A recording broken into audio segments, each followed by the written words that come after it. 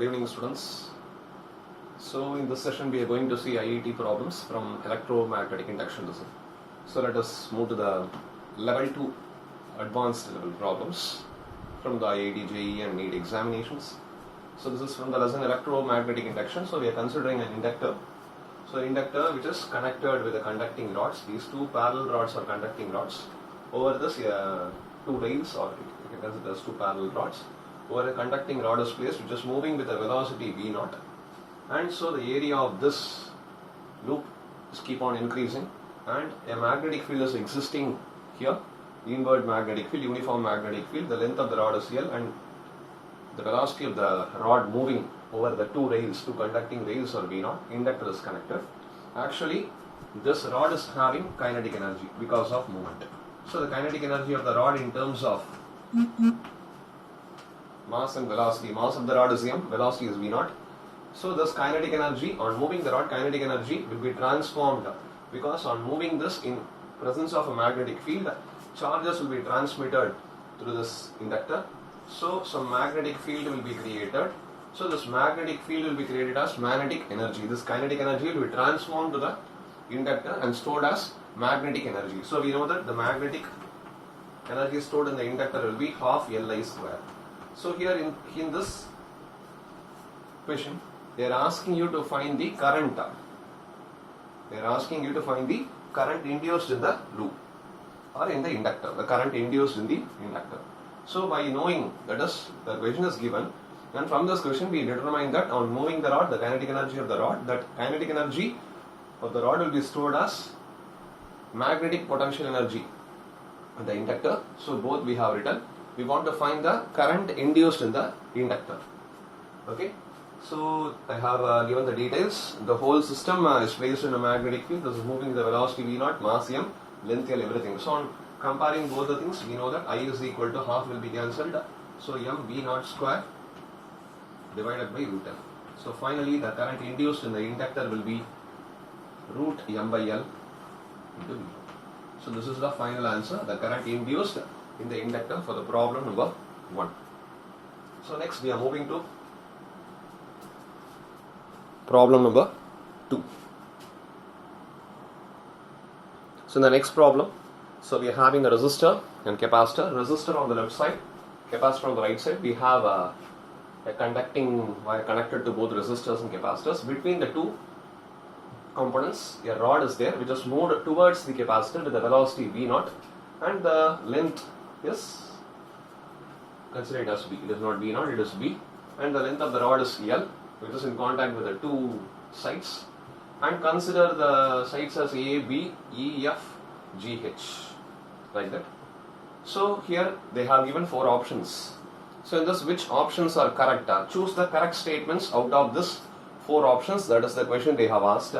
So initially the rod is moved towards the right side, that is towards the capacitor, and we know the current will be induced because on moving the rod, this side the area, that is A, E, F, B, A, in this side the area increases, in this side the area decreases. But by the concept, if the area increases, that is by flux, phi is equal to B into A, so EMF is equal to B into dA by dt. So that we already know from the previous problem. This can be rewritten as BLB. So the EMF induced in the rod will be BLB. This is called a motional EMF. Already we have studied in class 12 NCERT textbook. So here EMF is constant because the field is varying uniformly with respect to time. It is not non-uniformly varying, it is uniformly varying with respect to time. So EMF induced will be constant, it is not increasing or decreasing. So the current in the circuit will be a DC current. Current will be a DC current. So if it is DC current, the capacitor initially will be charged completely. After that, the charge will not pass through the capacitor. That is the thing we want to understand here. But here in the resistor, current will be passing because of the change in magnetic flux. So EMF will be induced, current will be flowing through this resistor because resistor will work under DC, but capacitor will not work under DC condition. It will store the charges, that's all. So which options are correct, they are asking. First thing, current in AE-FBA is in anti-clockwise direction. Current in AE-FBA in clockwise direction. Current through capacitor is 0. Energy stored in the capacitor is half into C into B square L square B square. So we see the first one, anti-clockwise. According to Lorentz force, V cross B, this is V vector, and B vector is inwards. So B vector cross B vector. Thumb is pointing in the upward direction. So potential at A is greater than potential at B.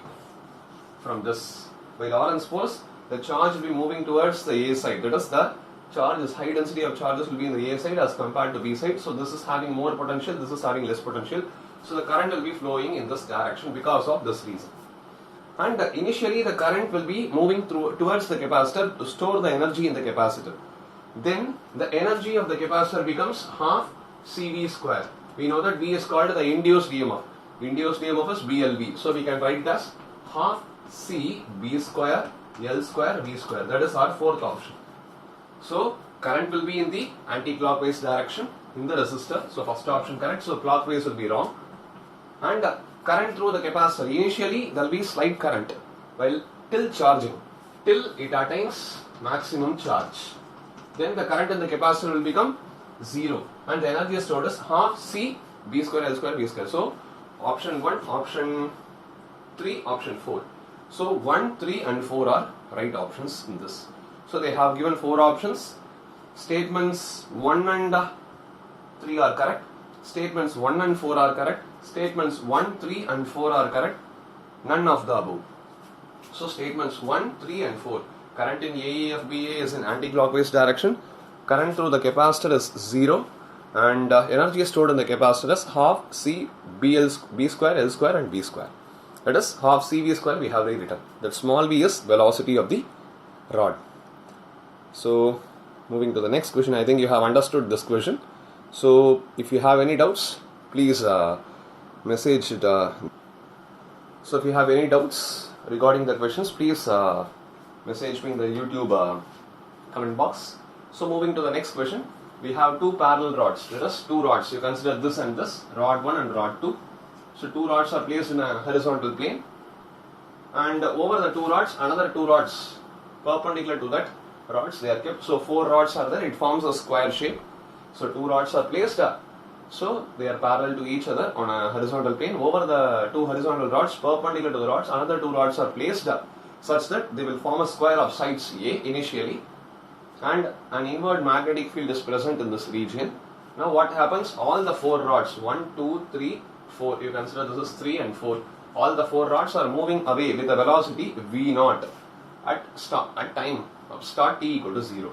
And initial time area is, all the sides are having area A, so A square is the area. And we know that, so the area increases, so because of the field also increases. The flux linked with that area also increases. So we can use this formula, d phi by dt is equal to BLV. That is motional EMF, same motional EMF. We know that the total length will be, the total length is A plus, initially at time t equal to 0, the length of the rod is 4A. After that time, after time t, what they are asking, you want to find the current induced in this rod because of the increasing area. That is induced current we want to find. So after time t, we know that length of the rod will be, initially it is 4A. So finally 4A, and it is moving with velocity V0 and time is t. V0 into t is distance. So finally it will be 4A plus 4 V0 t. So this is our final length. After some time t, the length will be 4A plus V0 t. That is 4A plus 4 V0 t, because V0 t is the velocity into time. So all the sides, 4 sides, so we are writing 4 times.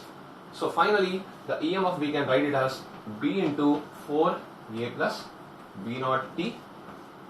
So it is V0, so okay, BL V0 we can write. BL V0, so V0 t into V0. This is the EMF induced. So the induced current will be E by R. Here they have given the other thing, the resistance per unit length of this conductor is lambda. They have given in the question, the resistance per unit length of each conductor is lambda. So the total length is, 4A plus V0 t, because A is the initial side length and V0 t is the total. A plus V0 t is the length after a time t. So this is the length. So the total resistance will be lambda equal to R divided by 4 A plus V0 t. because resistance per unit length they are saying. So the total length will be this. So this is the resistance per unit length lambda.